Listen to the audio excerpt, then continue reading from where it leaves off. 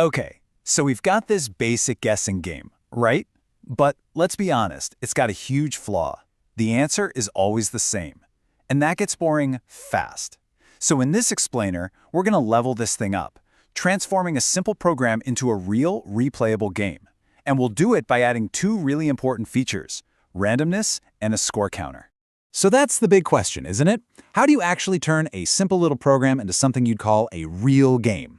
Well, it's all about adding the right ingredients, things that create a challenge and give you a reason to come back and play again. We're going to focus on two of the big ones, making the game totally unpredictable and giving you a way to see how well you're doing. So let's take a look at where we are right now. Our program always, and I mean always, asks you to guess the number 42. It's totally predictable. Our goal is to smash that predictability and make the target number a complete mystery, a random value that's different every single time you play. That's how we create a real challenge. All right, so that brings us to our first big upgrade, introducing true randomness. This is probably the single most important thing you can do to make a game fun to play more than once. Without it, there's just no surprise, no real game. Now, when we say random in coding, what does that actually mean? Well, it's the program's ability to come up with a value that we can't predict. But, and this is key, it's not total chaos. We get to set the rules. We can tell it, hey, pick a number, but keep it between 1 and 100. That way, it stays within the boundaries of our game. And you know what the best part is? This is actually super simple to do. It's really just a two-step swap. We're going to yank out that old, boring, predictable number and pop in a new command that brings the game to life. Let me show you exactly what that looks like in the code. Okay, look at this line of code right here. Target equals 42. This is the problem. This is what we call a hard-coded value. It's literally written into the program so it never, ever changes. It's why our game has 0 replay value, and it's exactly what we need to get rid of. And boom, here's the fix. It's so elegant. We replace that 42 with a command, random 1 to 100. What we're doing here is telling the computer, hey, every time this program runs, I want you to pick a brand new whole number, anything between 1 and 100, and make that the new target. Just like that, every single game is a totally new puzzle. But here's a really, really important point. It's all about the timing. We only added this randomness after we already knew our basic game logic, the whole too high, too low, you got it right stuff, was working perfectly. And that's crucial because if you add randomness too early and something breaks, you'll never know if it's a bug in your logic or if the computer just picked a weird number. So pro tip, always test with a predictable value first, and only then do you unleash the chaos.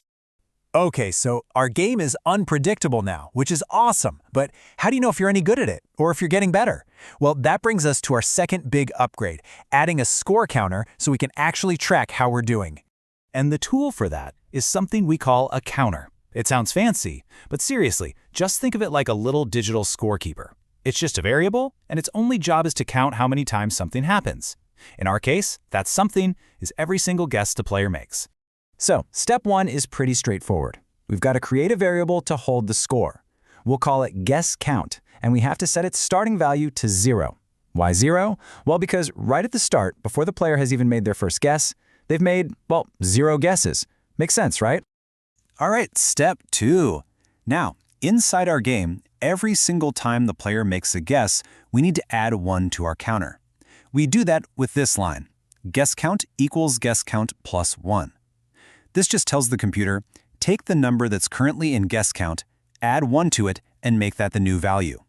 You have to do this after every single guess, otherwise the score won't be accurate. And of course, the last step, when the player finally guesses the right number and wins the game, we need to show them how they did. So at the very end, we use a simple print command to display their final score. This is what gives the player that feedback, that sense of accomplishment. Here's a great little trick to see if your counter is working perfectly.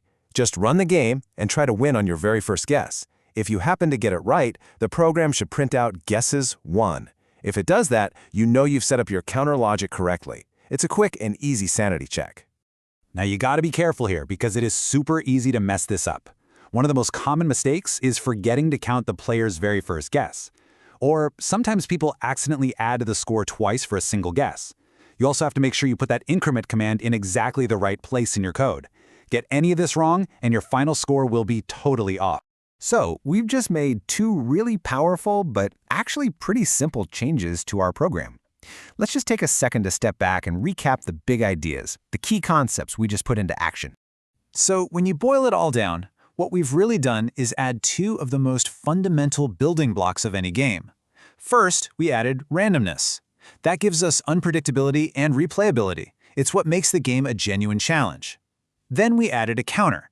That gives us scoring and a way to track performance, which gives the player a clear way to measure their success. So look at that. We took a boring, predictable script and turned it into a real game. We gave it a random challenge and a way to measure your skill. So the question I want to leave you with is this. Now that you can score it, what would you add next? Maybe a high score table? Or what about a limit on the number of guesses? The possibilities from here are pretty much endless.